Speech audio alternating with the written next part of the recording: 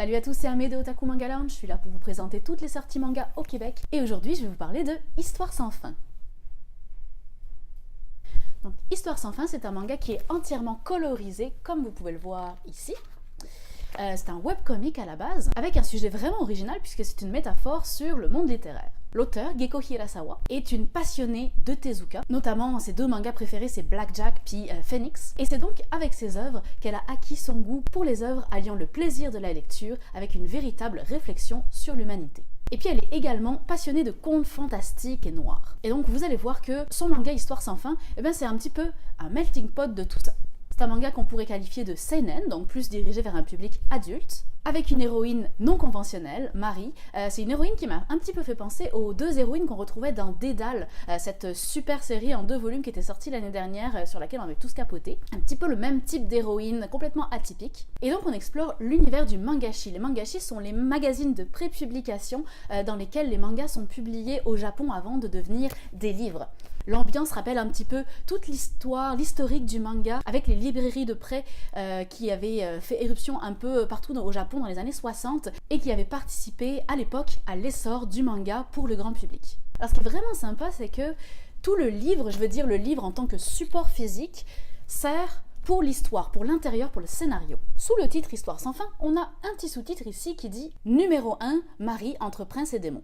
On est dans l'univers du mangashi, du magazine, et donc le livre est présenté comme le serait un magazine. Alors l'histoire de Marie commence le jour où elle tombe sur le dernier numéro d'un magazine de bande dessinée, dont les histoires sont inachevées puisque la publication du magazine s'est brutalement arrêtée le jour où son directeur éditorial a brutalement disparu. Au moment où elle ouvre le magazine, une forte lumière apparaît et Marie est alors aspirée dans le livre. Et son ciel, son environnement devient la couverture du livre. Elle peut voir notre monde, son monde, de façon gigantesque à travers, comme si elle était réellement devenue un personnage du livre à part entière. Et c'est là qu'on se rend compte, comme je le disais, que le livre physique, le support, devient un support aussi à notre histoire, puisque à chaque fois qu'elle va changer d'histoire, tourner une page, et bien nous aussi on va tourner une page avec elle, et c'est vraiment notre livre qui va devenir le livre de Marie.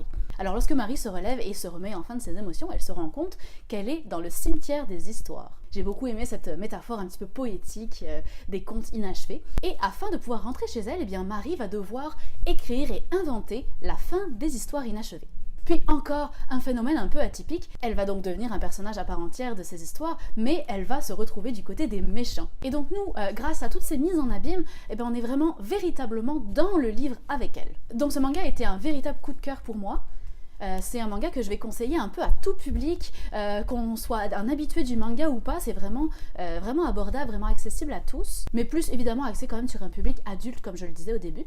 Et donc ce qui m'a un petit peu moins plu, ça a été les dessins. J'ai moins accroché au type de graphique et à la colorisation. Mais le scénario m'a tellement plu que j'ai très rapidement oublié ces dessins qui étaient un petit peu moins à mon goût. Et pourtant, je suis comme certainement la plupart d'entre vous, et pour moi, la première chose que je fais quand j'ouvre un manga, puis je regarde si le dessin me plaît avant de décider si je vais l'aimer ou pas. C'est souvent ça qui se passe. Et là, ça m'a un petit peu brisé mes habitudes parce que j'ai vraiment réussi à passer outre le dessin. Donc notre volume 1 se termine avec un petit teaser du contenu de l'histoire numéro 2, donc du numéro 2 de notre magazine fictif, et nous donne bien sûr très envie de connaître la suite. C'est là-dessus que je vais vous quitter. Donc aujourd'hui, on a parlé de Histoire sans fin, et je vous souhaite une bonne lecture.